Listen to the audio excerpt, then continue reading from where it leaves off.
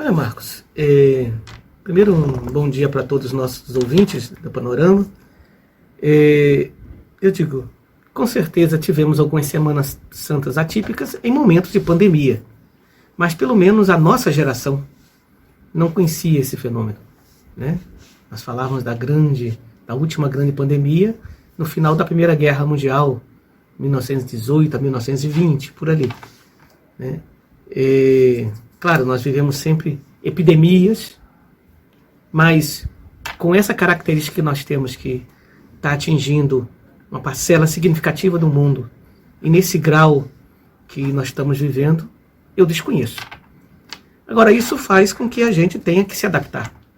E talvez um dos processos dolorosos é porque, às vezes, nós temos facilidade por manter rotinas, por esquemas. E nessas horas, o extraordinário já diz mesmo, né? Uma coisa é o que é ordinário, é aquilo que é do dia a dia. O extraordinário é algo que foge da rotina, foge do nosso controle. E nesse sentido a gente precisa jogar a nosso favor, ver o que há de graça nisso.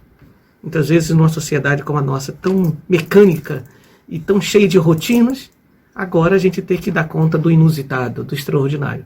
E essa Semana Santa, ela virá com uma característica extraordinária.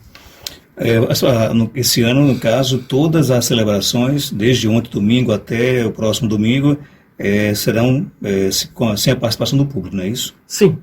E isso não é somente a nível da nossa região, é a nível de todo o Brasil, a nível mundial. Vocês vejam, o Vaticano não está tendo celebração com participação dos fiéis, se eu não me engano, desde da segunda semana da Quaresma. Não tenho certeza, mas já tem muito tempo. Agora mesmo prorrogaram o isolamento social na Itália, que até agora início de abril, vai até início de maio. E aqui no nosso país nós estamos vivendo esse fenômeno. Então todas as celebrações, nós tem um decreto assinado pelos 3 bispos do Rio Grande do Norte, datado do dia 19 de março, que a partir do decreto da governadora nós nos adaptamos às regras da sociedade civil e suspendemos todas as celebrações com a presença dos fiéis. As celebrações acontecem, mas estão sendo transmitidas pelos meios de comunicação social e pelas redes sociais, por onde os fiéis, através desses meios, os fiéis podem participar, mas não com a participação dos fiéis. E isso, com certeza, vai tomar a Semana Santa e mais além da Semana Santa também. As paróquias aqui da nossa região de Seridó, elas têm conseguido, por exemplo, usar algumas estratégias para fazer com que a palavra de Deus possa chegar nos lares? Sim, eu acredito, primeiro, nossos padres são bastante generosos e bastante criativos. As lideranças leigas são muito capazes. Então nós temos visto muitas iniciativas.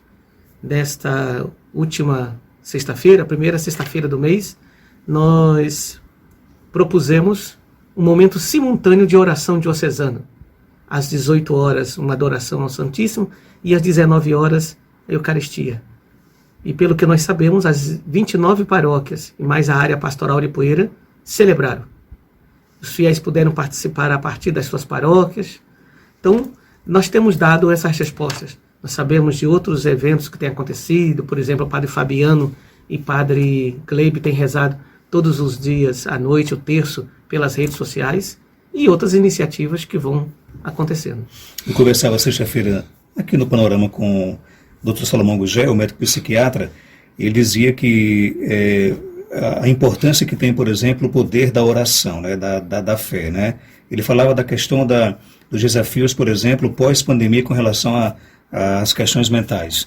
E a nossa região é uma região realmente de pessoas de muita fé, né?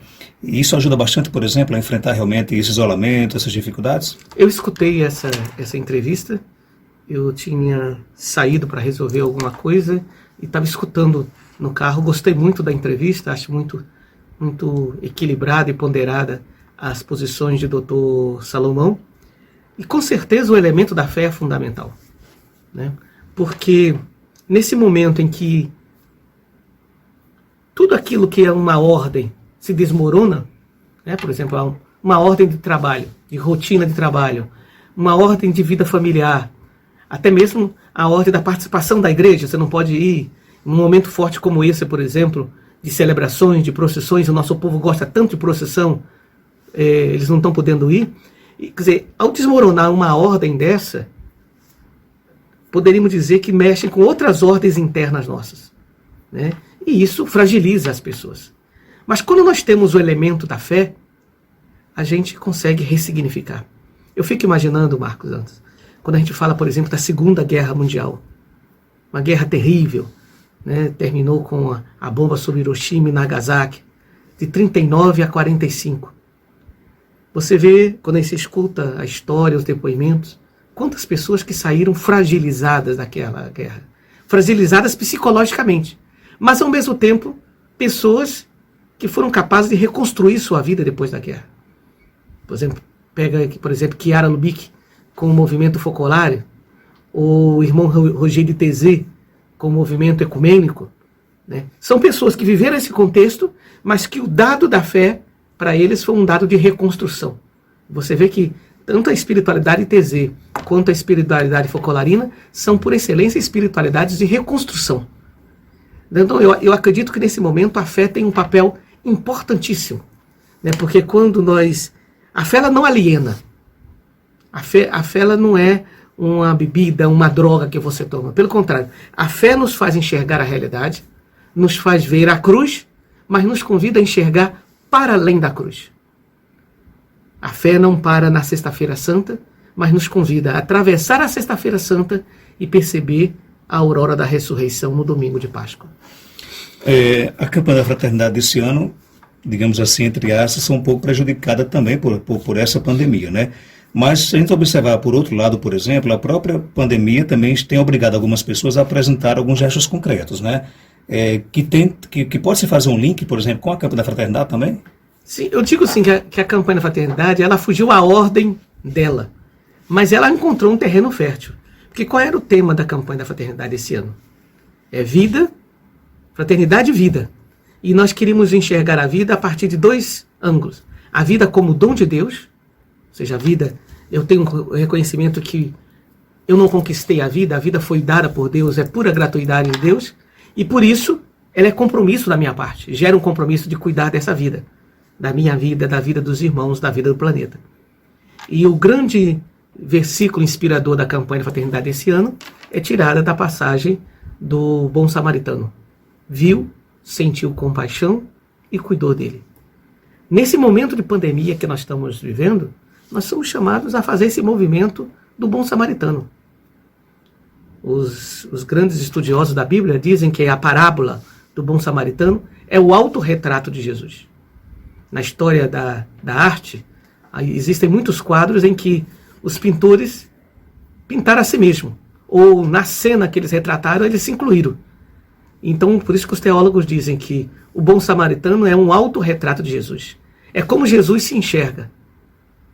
Ele vê, ele sente compaixão e cuida. Nesse momento dessa pandemia, nós somos chamados a enxergar essa realidade, sentir compaixão de tantos irmãos que estão sofrendo, e são diversas pessoas que estão sofrendo. Você imagine, as pessoas que estão sendo vítimas do vírus, as famílias que estão sofrendo com isso, as pessoas que estão sendo atingidas, porque junto com essa crise do vírus, virá uma crise econômica, porque precisamos manter o isolamento social, não estamos trabalhando, não estamos produzindo, a questão do desemprego. Então, quantas pessoas que precisam ser assistidas? Né? Profissionais autônomos que não estão podendo trabalhar. O governo está emitindo medidas, né? Só que as medidas, pela burocracia do Estado, elas vão muito lenta. E o vírus vem numa rapidez enorme. Depois, ao mesmo tempo, os profissionais de saúde. Vocês já imaginaram o estresse que estão vivendo esses nossos irmãos que estão na linha de saúde, colocando sua vida em risco, superando, trabalhando excessivamente. Se passarmos por momentos delicados, eles nem vão poder voltar em casa para não contagiar as suas famílias. E outros profissionais que estão em serviços essenciais, por exemplo, os policiais que têm que garantir a segurança. Então são muitas situações que nós estamos vivendo. Então nós precisamos também ver essas realidades com compaixão. Os pequenos empresários, né? Porque nesta hora, minha gente, uma esperança que nós temos é que depois desse momento mais crítico da pandemia, toda a sociedade vai ter que sentar, porque está todo mundo... Eu tenho uma imagem assim, Marcos. Estamos todos numa grande tempestade. Só que nessa tempestade não estamos todos no mesmo lugar. Tem gente que está num transatlântico, tem gente que está num barquinho, tem gente que está com uma boia e tem gente que está agarrado num pedaço de pau. Então nessa hora, nós temos que pensar naqueles que estão mais vulneráveis. Quem está no transatlântico, né, e aí estou pensando quem está responsável pelo capital, por exemplo, os bancos, né, as grandes empresas, tem que pensar nessas pessoas que estão com boia ou que estão agarrados a pedaços de madeira, estão boiando. Nessa hora, a conta não pode ser distribuída igualmente para todo mundo. A quem mais foi dado, mais será cobrado. Pesa uma responsabilidade social nesse momento.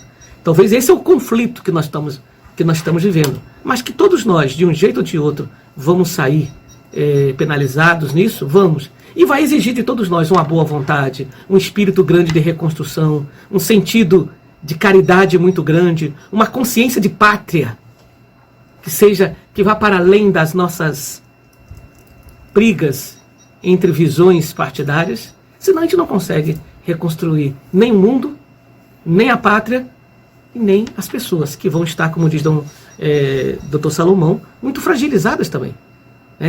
Temos que imaginar isso. A nossa Caritas, a partir de segunda-feira, está começando um trabalho com psicólogos que vão atender online para dar um pouco de suporte. Agora mesmo, quando eu cheguei na rádio, encontrei com alguém do CVV, que é o Centro de Valorização da Vida, que funciona aqui no mesmo prédio da rádio, que atende por 188. Né? As pessoas vão desabafar. Tem crescido o número de pessoas buscando, então cabe a cada um de nós, né, fazemos isso. A Caritas está fazendo uma campanha de doação de alimentos, de material de limpeza também, para assistir pessoas, por exemplo, que estão em situação de rua, as pessoas que trabalham com material reciclável, as pessoas que estão nas periferias das nossas cidades, e assim por diante. Para fechar, Dom Antônio, que lição a gente consegue tirar dessa crise que o mundo todo está vivendo? Marcos, são muitas lições. E eu digo, nós estamos dentro da crise. Então, não é um manual que está fechado. A gente precisa ir entendendo o que está se passando. Mas acho que uma das lições que a gente já está percebendo é, primeiro, quebrar a nossa onipotência. Essa ideia de países que são potências e outros países que vivem muito vulneráveis. Nesse momento estamos todos muito vulneráveis. Ainda que uns estejam em transatlânticos e outros estejam agarrados a um pedaço de madeira. Também do ponto de vista nosso pessoal, né, muitas vezes a gente acha que a gente tem a nossa vida na mão. Você vê que nesse momento somos todos vulneráveis. E aí, na perspectiva da fé, ter a humildade de reconhecermos que nós somos criaturas e que o Criador é muito maior. No momento a gente repensar que espaço Deus ocupa na nossa vida. Como a gente tem cultivado os grandes valores da fé cristã. A fé, como a gente tem alimentado a fé, a esperança e a caridade. E com certeza muitas outras lições vão aparecer. Lições de solidariedade, né, de sermos capazes de sentir a dor do outro, de aprendermos a cuidar do outro. Eu acho que são muitas lições que nós vamos ter. Mas ainda é muito cedo, nós ainda estamos no meio do furacão. Olha, Marcos, primeiro um bom dia para todos os nossos ouvintes do Panorama. Eu digo, com certeza tivemos algumas semanas santas atípicas em momentos de pandemia. Mas pelo menos a nossa geração não conhecia esse fenômeno. Né? Nós falávamos da última grande pandemia no final da Primeira Guerra Mundial, 1918 a 1920, por ali. Né? Claro, nós vivemos sempre epidemias, mas com essa característica que nós temos, que está atingindo uma parcela significativa do mundo, e nesse grau que nós estamos vivendo, eu desconheço. Agora, isso faz com que a gente tenha que se adaptar. E talvez um dos processos dolorosos é porque, às vezes, nós temos facilidade por manter rotinas, por esquemas. E nessas horas, o extraordinário já diz mesmo. Né? Uma coisa é o que é ordinário, é aquilo que é do dia a dia. O extraordinário é algo que foge da rotina, foge do nosso controle. E nesse sentido a gente precisa jogar a nosso favor, ver o que há de graça nisso.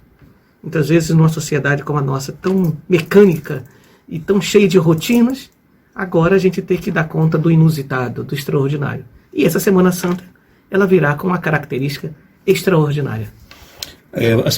Esse ano, no caso, todas as celebrações, desde ontem domingo até o próximo domingo, serão sem a participação do público, não é isso? Sim. E isso não é somente a nível da nossa região, é a nível de todo o Brasil, a nível mundial. Vocês vejam, o Vaticano não está tendo celebração com participação dos fiéis, se eu não me engano, desde da segunda semana da Quaresma. Não tenho certeza, mas já tem muito tempo. Agora mesmo prorrogaram o isolamento social na Itália, que até agora início de abril, vai até início de maio. E aqui no nosso país nós estamos vivendo esse fenômeno. Então todas as celebrações, nós tem um decreto assinado pelos 3 bispos do Rio Grande do Norte, datado do dia 19 de março, que a partir do decreto da governadora nós nos adaptamos às regras da sociedade civil e suspendemos todas as celebrações com a presença dos fiéis. As celebrações acontecem, mas estão sendo transmitidas pelos meios de comunicação social e pelas redes sociais, por onde os fiéis, através desses meios, os fiéis podem participar, mas não com a participação dos fiéis. E isso, com certeza, vai tomar a Semana Santa e mais além da Semana Santa também. As paróquias aqui da nossa região de Seridó, elas têm conseguido, por exemplo, usar algumas estratégias para fazer com que a palavra de Deus possa chegar nos lares? Sim, eu acredito, primeiro, nossos padres são bastante generosos e bastante criativos. As lideranças leigas são muito capazes. Então nós temos visto muitas iniciativas. Nesta última sexta-feira, a primeira sexta-feira do mês, nós propusemos um momento simultâneo de oração diocesana. Às 18 horas, uma adoração ao Santíssimo, e às 19 horas, a Eucaristia. E pelo que nós sabemos, as 29 paróquias e mais a área pastoral de Poeira celebraram. Os fiéis puderam participar a partir das suas paróquias. Então, nós temos dado essas respostas. Nós sabemos de outros eventos que têm acontecido, por exemplo, o padre Fabiano e padre Gleib têm rezado todos os dias à noite, o terço, pelas redes sociais, e outras iniciativas que vão acontecendo. Eu conversava sexta-feira aqui no Panorama com o Dr. Salomão Gugel, médico psiquiatra. Ele dizia que a importância que tem, por exemplo, o poder da oração, né, da fé, né? Ele falava da questão dos desafios, por exemplo, pós-pandemia com relação às questões mentais. E a nossa região é uma região realmente de pessoas de muita fé, né? E isso ajuda bastante, por exemplo, a enfrentar realmente esse isolamento, essas dificuldades? Eu escutei essa entrevista, eu tinha saído para resolver alguma coisa e estava escutando no carro. Gostei muito da entrevista, acho muito equilibrada e ponderada as posições de Dr. Salomão. E com certeza o elemento da fé é fundamental, né? Porque nesse momento em que tudo aquilo que é uma ordem se desmorona, né? Por exemplo, uma ordem de trabalho, de rotina de trabalho, uma ordem de vida familiar, até mesmo a ordem da participação da igreja. Você não pode ir num momento forte como esse, por exemplo, de celebrações, de procissões. O nosso povo gosta tanto de procissão, eles não estão podendo ir. Quer dizer, ao desmoronar uma ordem dessa, poderíamos dizer que mexem com outras ordens internas nossas, né? E isso fragiliza as pessoas. Mas quando nós temos o elemento da fé, a gente consegue ressignificar. Eu fico imaginando, Marcos, antes, quando a gente fala, por exemplo, da Segunda Guerra Mundial, uma guerra terrível, né? Terminou com a bomba sobre Hiroshima e Nagasaki, de 39 a 45. Você vê, quando você escuta a história, os depoimentos, quantas pessoas que saíram fragilizadas daquela guerra. Fragilizadas psicologicamente. Mas, ao mesmo tempo, pessoas que foram capazes de reconstruir sua vida depois da guerra. Por exemplo, pega, por exemplo, Chiara Lubich com o movimento Focolare, ou o irmão Roger de Tézé com o movimento ecumênico, né? São pessoas que viveram esse contexto, mas que o dado da fé, para eles, foi um dado de reconstrução. Você vê que tanto a espiritualidade Tézé quanto a espiritualidade focolarina são, por excelência, espiritualidades de reconstrução.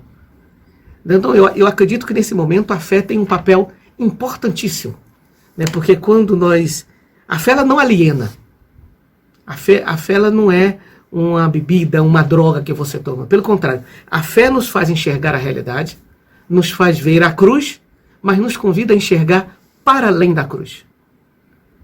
A fé não para na Sexta-feira Santa, mas nos convida a atravessar a Sexta-feira Santa e perceber a aurora da ressurreição no domingo de Páscoa. A campanha da fraternidade desse ano, digamos assim, entre aspas, são um pouco prejudicada também por essa pandemia, né? Mas se a gente observar por outro lado, por exemplo, a própria pandemia também tem obrigado algumas pessoas a apresentar alguns gestos concretos, né? Que pode se fazer um link, por exemplo, com a campanha da fraternidade também? Sim, eu digo sim que a campanha da fraternidade, ela fugiu à ordem dela, mas ela encontrou um terreno fértil. Porque qual era o tema da campanha da fraternidade esse ano? É vida, fraternidade e vida. E nós queríamos enxergar a vida a partir de dois ângulos. A vida como dom de Deus, ou seja, a vida, eu tenho o reconhecimento que eu não conquistei a vida foi dada por Deus, é pura gratuidade em Deus, e por isso ela é compromisso da minha parte, gera um compromisso de cuidar dessa vida, da minha vida, da vida dos irmãos, da vida do planeta. E o grande versículo inspirador da campanha da fraternidade desse ano é tirada da passagem do bom samaritano. Viu, sentiu compaixão e cuidou dele. Nesse momento de pandemia que nós estamos vivendo, nós somos chamados a fazer esse movimento do bom samaritano. Os grandes estudiosos da Bíblia dizem que a parábola do bom samaritano é o autorretrato de Jesus. Na história da arte, existem muitos quadros em que os pintores pintaram a si mesmos, ou na cena que eles retrataram, eles se incluíram. Então, por isso que os teólogos dizem que o bom samaritano é um autorretrato de Jesus. É como Jesus se enxerga. Ele vê, ele sente compaixão e cuida. Nesse momento dessa pandemia, nós somos chamados a enxergar essa realidade, sentir compaixão de tantos irmãos que estão sofrendo, e são diversas pessoas que estão sofrendo. Você imagine, as pessoas que estão sendo vítimas do vírus, as famílias que estão sofrendo com isso, as pessoas que estão sendo atingidas, porque junto com essa crise do vírus, virá uma crise econômica, porque precisamos manter o isolamento social, não estamos trabalhando, não estamos produzindo, a questão do desemprego. Então, quantas pessoas que precisam ser assistidas? Né? Profissionais autônomos que não estão podendo trabalhar. O governo está emitindo medidas, né? Só que as medidas, pela burocracia do Estado, elas vão muito lenta. E o vírus vem numa rapidez enorme. Depois, ao mesmo tempo, os profissionais de saúde. Vocês já imaginaram o estresse que estão vivendo esses nossos irmãos que estão na linha de saúde, colocando sua vida em risco, superando, trabalhando excessivamente. Se passarmos por momentos delicados, eles nem vão poder voltar em casa para não contagiar as suas famílias. E outros profissionais que estão em serviços essenciais, por exemplo, os policiais que têm que garantir a segurança. Então são muitas situações que nós estamos vivendo. Então nós precisamos também ver essas realidades com compaixão. Os pequenos empresários, né? Porque nesta hora, minha gente, uma esperança que nós temos é que depois desse momento mais crítico da pandemia, toda a sociedade vai ter que sentar, porque está todo mundo... Eu tenho uma imagem assim, Marcos. Estamos todos numa grande tempestade. Só que nessa tempestade não estamos todos no mesmo lugar. Tem gente que está num transatlântico, tem gente que está num barquinho, tem gente que está com uma boia e tem gente que está agarrado num pedaço de pau. Então nessa hora, nós temos que pensar naqueles que estão mais vulneráveis. Quem está no transatlântico, né, e aí estou pensando quem está responsável pelo capital, por exemplo, os bancos, né, as grandes empresas, tem que pensar nessas pessoas que estão com boia ou que estão agarrados a pedaços de madeira, estão boiando. Nessa hora, a conta não pode ser distribuída igualmente para todo mundo. A quem mais foi dado, mais será cobrado. Pesa uma responsabilidade social nesse momento. Talvez esse é o conflito que nós estamos vivendo. Mas que todos nós, de um jeito ou de outro, vamos sair penalizados nisso? Vamos. E vai exigir de todos nós uma boa vontade, um espírito grande de reconstrução, um sentido de caridade muito grande, uma consciência de pátria que vá para além das nossas brigas entre visões partidárias, senão a gente não consegue reconstruir nem o mundo, nem a pátria e nem as pessoas que vão estar, como diz Dr. Salomão, muito fragilizadas também. Temos que imaginar isso. A nossa Caritas, a partir de segunda-feira, está começando um trabalho com psicólogos que vão atender online para dar um pouco esse suporte. Agora mesmo, quando eu cheguei na rádio, encontrei com alguém do CVV, que é o Centro de Valorização da Vida, que funciona aqui no mesmo prédio da rádio, que atende por 188. As pessoas vão desabafar. Tem crescido o número de pessoas buscando, então cabe a cada um de nós, fazemos isso. A Caritas está fazendo uma campanha de doação de alimentos, de material de limpeza também, para assistir pessoas, por exemplo, que estão em situação de rua, as pessoas que trabalham com material reciclável, as pessoas que estão nas periferias das nossas cidades, e assim por diante. Para fechar, do Antônio, que lição a gente consegue tirar dessa crise que o mundo todo está vivendo? Marcos, são muitas lições. E eu digo, nós estamos dentro da crise. Então, não é um manual que está fechado. A gente precisa ir entendendo o que está se passando. Mas acho que uma das lições que a gente já está percebendo é, primeiro, quebrar a nossa onipotência. Essa ideia de países que são potências e outros países que vivem muito vulneráveis. Nesse momento estamos todos muito vulneráveis, ainda que uns estejam em transatlânticos e outros estejam agarrados a um pedaço de madeira. Também do ponto de vista nosso pessoal, muitas vezes a gente acha que a gente tem a nossa vida na mão. Você vê que nesse momento somos todos vulneráveis. E aí, na perspectiva da fé, reconhecer, ter a humildade de reconhecermos que nós somos criaturas e que o Criador é muito maior. No momento a gente repensar que espaço Deus ocupa na nossa vida. Como a gente tem cultivado os grandes valores da fé cristã. A fé, como a gente tem alimentado a fé, a esperança e a caridade. E com certeza muitas outras lições vão aparecer. Lições de solidariedade, de sermos capazes de sentir a dor do outro, de aprendermos a cuidar do outro. Eu acho que são muitas lições que nós vamos ter. Mas ainda é muito cedo, nós ainda estamos no meio do furacão.